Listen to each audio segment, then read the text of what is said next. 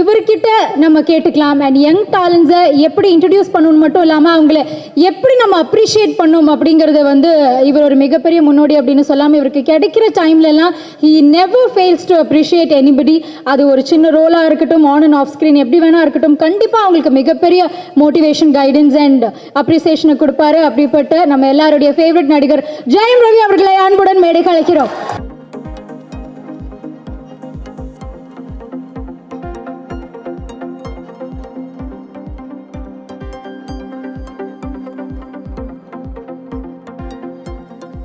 Dances onto the dais along with the entire team of Idayar Solvaro.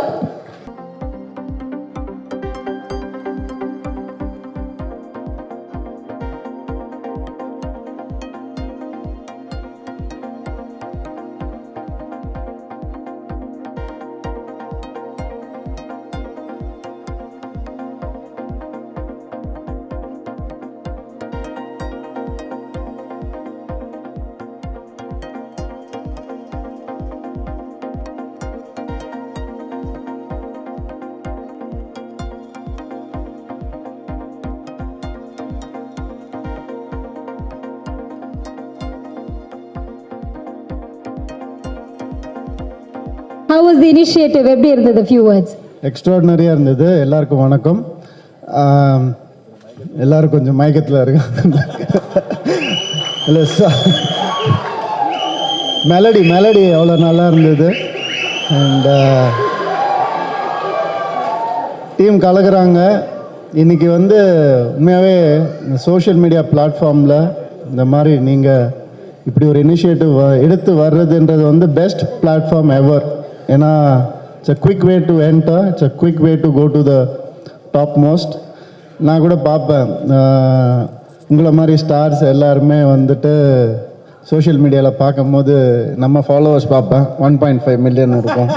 இங்கே பார்த்தா 11.5 million. நான் recheck கூட பண்ணி பார்ப்பேன். சரி ஓகே பரவாயில்ல அப்படின்னு நினைப்பேன். ஏன்னா அந்தளவுக்கு இன்ஸ்டண்ட்டாக வந்து பிடிச்சி போகுது. அந்தளவுக்கு ஒரு கண்டென்ட்டை எப்படி ப்ரெசென்ட் பண்ணுறதுன்னு உங்கள் எல்லாருக்குமே தெரியுது, எப்படி அட்ராக்ட் பண்ணுறதுன்னு. இது ரொம்ப நல்ல விஷயம்.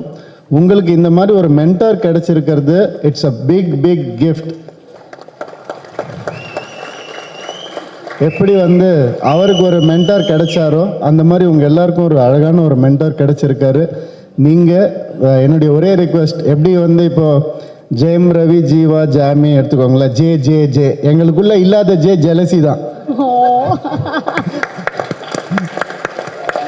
அந்த மாதிரி நீங்களும் உங்களுடைய ஃபெலோ என்டர்டெய்னர்ஸை வந்து என்கரேஜ் பண்ணுங்கள், ஹெல்ப் பண்ணுங்கள். ஏன்னா இங்கே எல்லோரும் ஒரே இண்டஸ்ட்ரி தான்.